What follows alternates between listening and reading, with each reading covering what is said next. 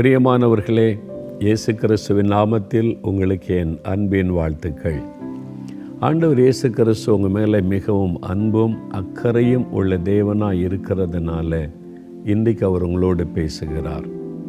ஏன் தெரியுமா? நீங்கள் வருத்தத்தோடு இருக்கிறீங்க. ஏதோ ஒரு காரியம் பாரமாய் உங்களை அழுத்தி கொண்டு இருக்கிறது. என் பாரத்தை யார் புரிந்து கொள்ளுவாங்க? யார் இந்த பாரத்தை விளங்கி கொள்ளுவாங்க?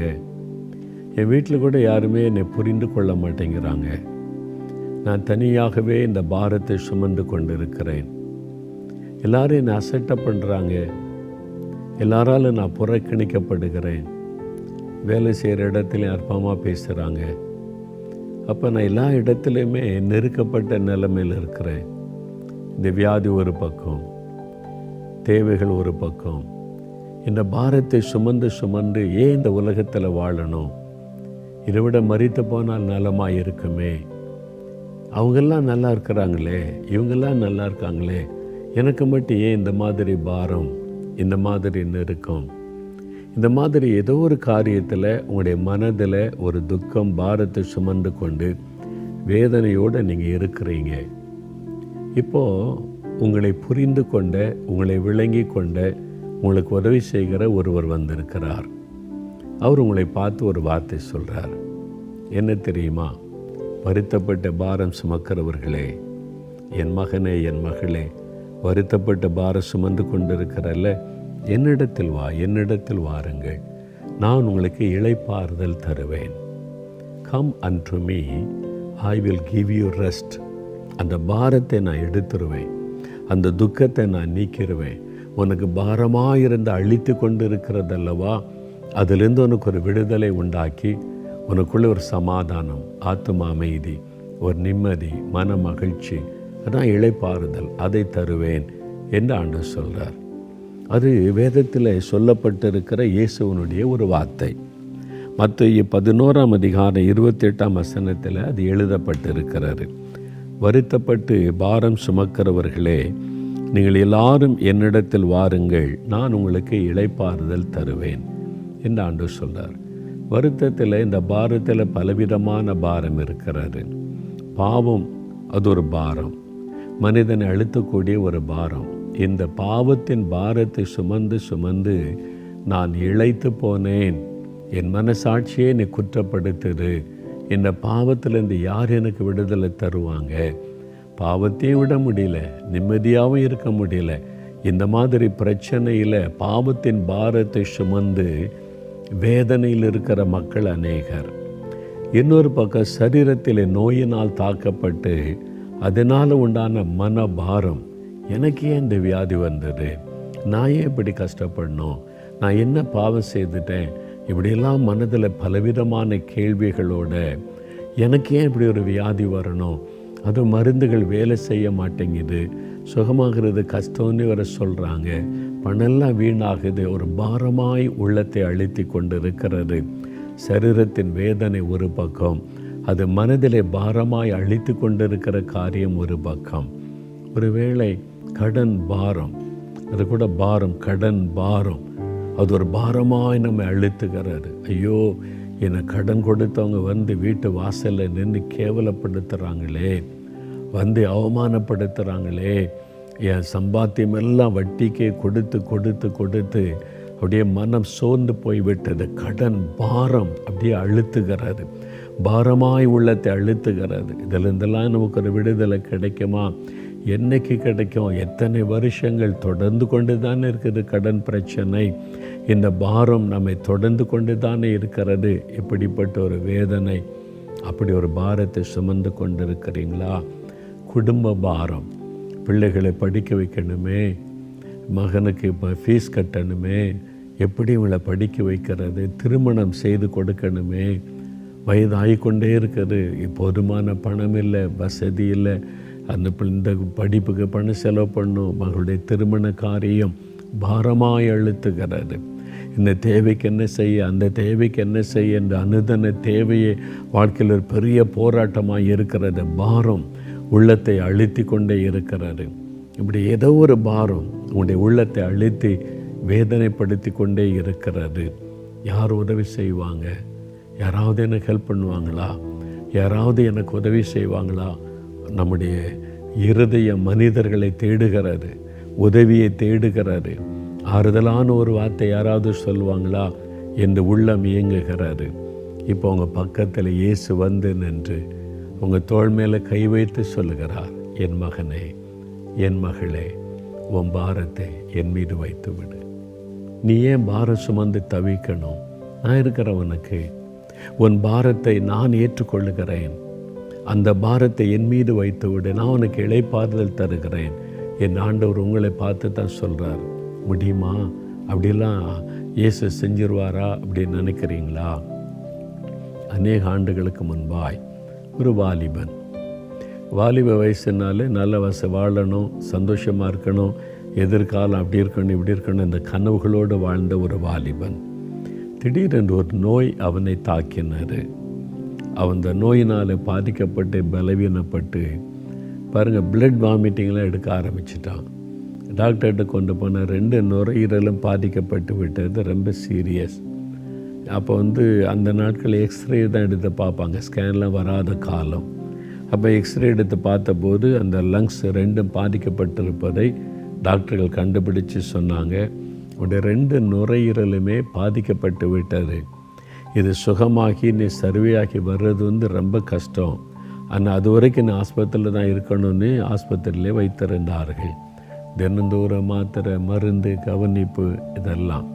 ஆனால் அவனுக்கு வாலிப வயசில் அனுபவிக்க வேண்டிய வயதில் இப்போ இந்த வியாதி வந்து விட்டது. சுகமாகமா ஆகாத தெரியல. என்னை நேசிக்க குடும்பத்தார் எல்லாம் இவன் வியாதிப்பட்டுட்டான், செத்து போயிடுவான்னு சொல்கிறாங்க. அவ்வளோதான், இனிமேல் இவனால் குடும்பத்துக்கு பிரயோஜனம் இல்லை. எதுக்கு இவன் பாரமாக தான் நான் இருக்கிறான். குடும்பத்தாரும் இதான் உலகம், மறந்துட்டாங்க. அவ்வளோதான், அவன் காரியத்தை பார்த்துக்கிட்டோன்ற மாதிரி. அப்போ தனித்து விடப்பட்ட நிலைமை அது அவனை இன்னும் அதிகமாய் பாதித்தது. அப்போ எனக்கு அன்பு காட்ட யாருமே இல்லை, என்னை வியாதிப்பட்டுட்டு அந்த உலகம் கைவிட்டு விடுமா? குடும்பத்தார் கூட இப்படி மறந்துடுவாங்களா? அந்த மாதிரி குடும்பங்களும் இருக்கிறாங்க. அப்படி கைவிடப்பட்ட மறக்கப்பட்ட சூழ்நிலை அவனுடைய உள்ளத்தை பாரமாய் அழித்து கொண்டிருந்தார். அவன் பார்த்த வியாதி, வேதனை ஒரு பக்கம், அடுத்தது வறுமை, பண கஷ்டம் அது ஒரு பக்கம், இனி எதிர்காலம் எப்படி இருக்குமோன்ற பயம் ஒரு பக்கம், நேசிக்கிறதுக்கு அன்பு காட்ட யாருமே இல்லை, எல்லாருடைய முகமும் வேறுபட்டு விட்டது. இவன் பிழைக்க மாட்டான், இவனுக்கு பண செலவு பண்ணி என்ன பிரயோஜனன்ற மாதிரி எல்லாம் வேறுபட்டு விட்டது. ஏன்னா அவனுடைய உள்ளத்தில் பலவிதமான கேள்விகள், பாரங்கள் அழுத்தி கடைசியில் ஒரு தீர்மானம் பண்ண செத்து போயிடலாம். அவ்வளோதான், நமக்கு யாருமே இல்லையே, என்ன எதிர்காலம் இருக்கிறது? எல்லாம் முடிந்தது. அந்த பாரம் சுமந்து சுமந்து பாரம் அழித்து அழித்து அழித்து இதுக்கு என்னதான் முடிவு, செத்து போகிறதான் முடிவு என்று தவறான முடிவு அதை எடுத்துட்டான். ஒரு நாள் மாலை நேரத்தில் ஆஸ்பத்திரியில் யாரும் இல்லாத நேரம் பார்த்து எஸ்கேப் ஆகிட்டான். ஆஸ்பத்திரி விட்டு வெளியே வந்துட்டு சாயங்கால நேரம், ஒரு மாலை நேரம், இருட்டுக்கிற நேரம் அப்படியே வெளியே வந்துட்டான். கூட்டத்தோடு பப்ளிக்கெல்லாம் வருவாங்களே, அவங்களோட வெளியே வந்துட்டான். செத்து போயிடலாம். பக்கத்தில் கொஞ்சம் தூரம் நடந்து போன போது ஒரு ரயில்வே லைன் இருந்தது, தண்டவாளம். அதில் அப்படியே நடந்தான். ஆள் நடமாட்டமே இல்லை, அது ஒரு தனி பகுதியாக இருக்குது. அப்படியே நடந்தான். யோசனை, ட்ரெயின் வரட்டும், அடுத்த ட்ரெயின் வரும்போது அவளை தான் இந்த மோதிரும், என் மேலே நான் செத்து போயிடுவேன்னு சொல்லி மரணத்தை நோக்கி அப்படியே போய்கொண்டே இருந்தான். அவன் உள்ளத்தில் பல கேள்விகள், பாரங்கள். எனக்கு ஏன் இப்படி, நான் ஏன் இப்படி பாதிக்கப்பட்டேன்? ஏன் என்னை நேசிக்க யாரும் இல்லை? ஏன் எனக்கு உதவி செய்ய யாரும் இல்லை? நான் ஏன் இப்படி ஒரு அனாதை போல் சாக போகிறேன்? அவளை இந்த கண்ணீர் வடிந்தார். எனக்கு யாருமே இல்லை, என் மேலே அக்கறை கொள்ள யாருமே இல்லை அப்படின்னு ட்ரெயினில் விழுந்து சாக போகிறதற்கு தண்டவாளத்தில் நடந்து கொண்டே இருந்தான். திடீரென்று ஒரு சத்தம் அவனுடைய காதலை துவனித்தார்.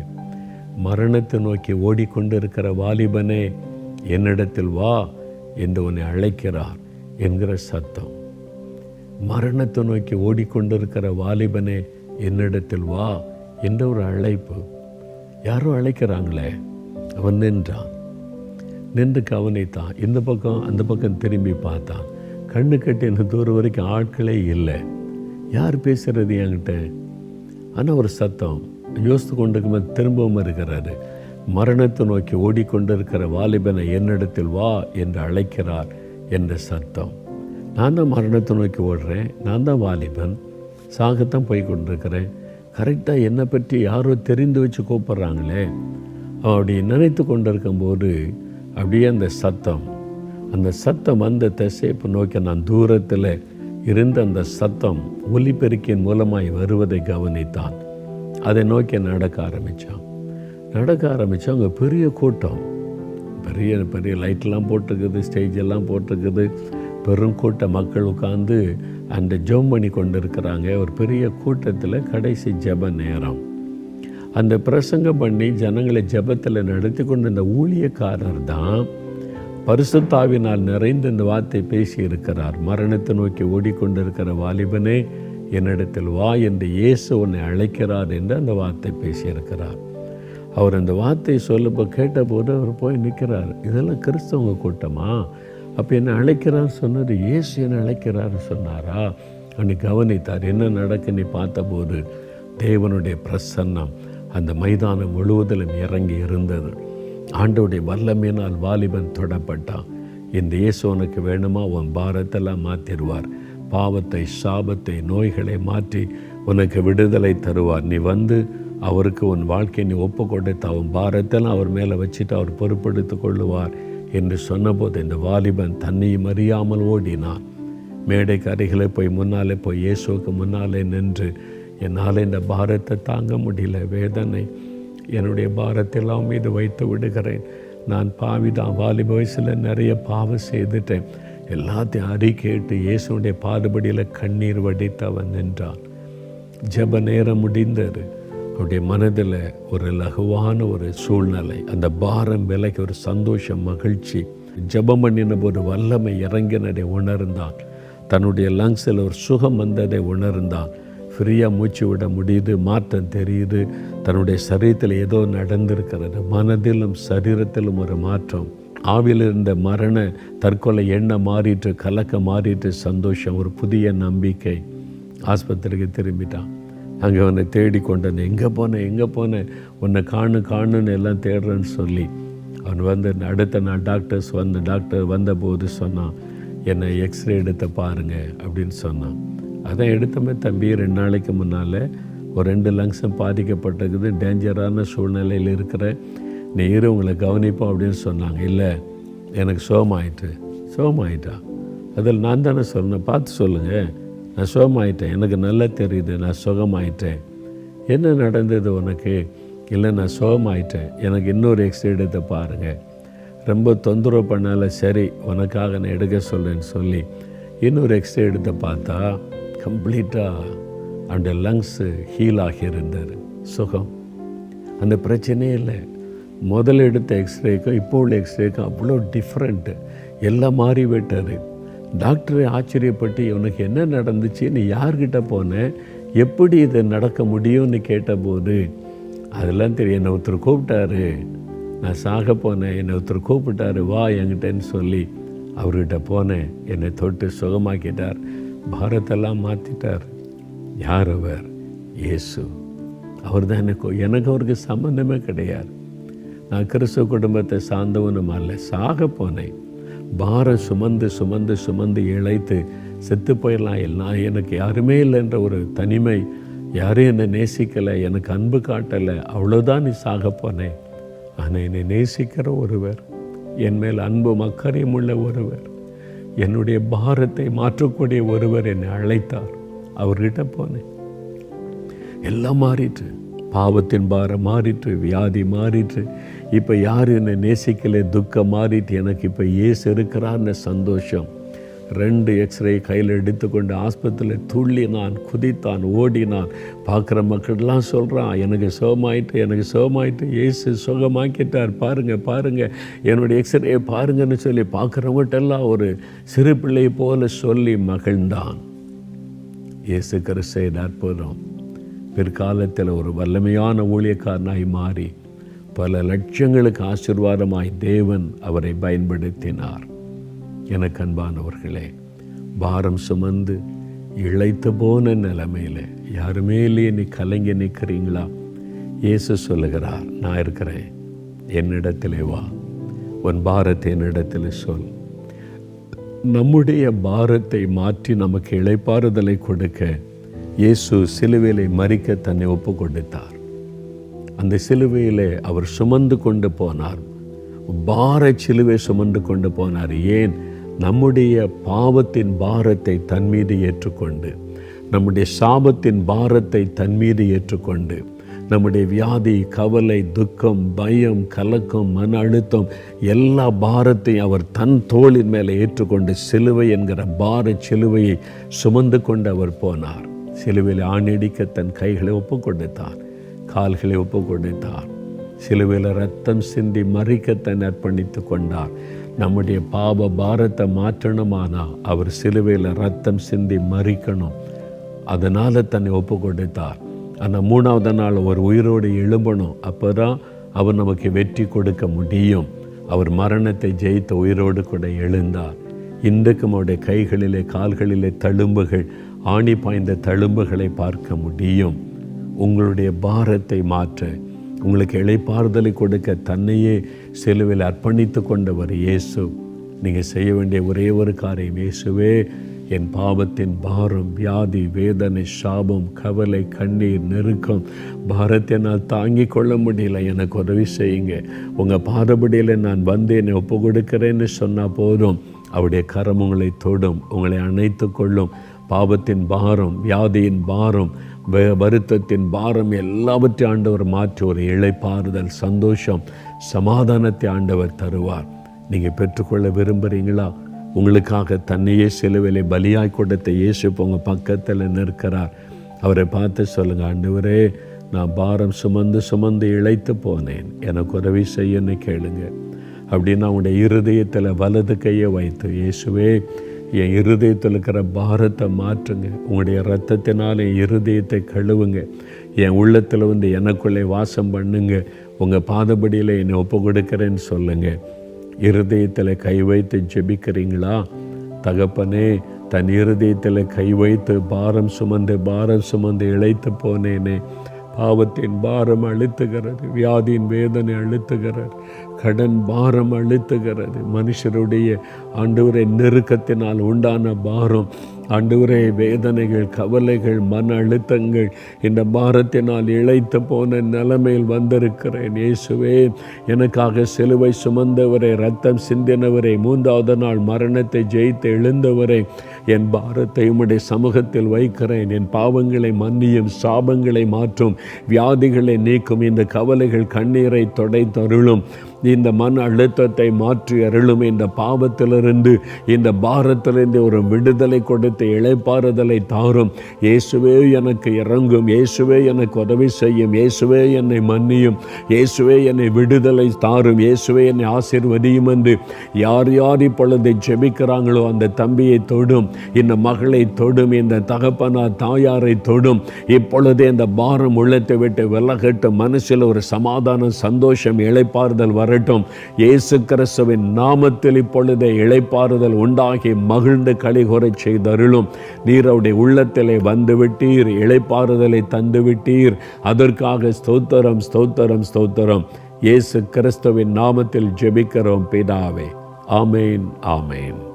என் ஆத்துமாவே கர்த்தரை சோஸ்தரி, என் முழு உள்ளமே அவருடைய பரிசுத்தமுள்ள நாமத்தை சோஸ்தரி. என் ஆத்துமாவே கர்த்தரை சோஸ்தரி, அவர் செய்த சகல உபகாரங்களை மறவாதே. ஆமேன், ஆமேன். ஆண்டவர் உங்களுடைய பாரத்தை மாற்றிவிட்டார், உங்களுடைய உள்ளத்தில் அவர் வந்து விட்டார். இப்போ சந்தோஷமாக இருங்க, மகிழ்ச்சியாக இருங்க. நீங்கள் பாரத்தெல்லாம் ஏற்றுக்கொண்டீங்க, நான் நிம்மதியாக இருக்கிறேன், இயேசுவே ஸ்தோத்திரம்னு சொல்லுங்கள். இன்றையிலிருந்து நீங்கள் மாற்றத்தை காண்பீங்க. ஆமேன்.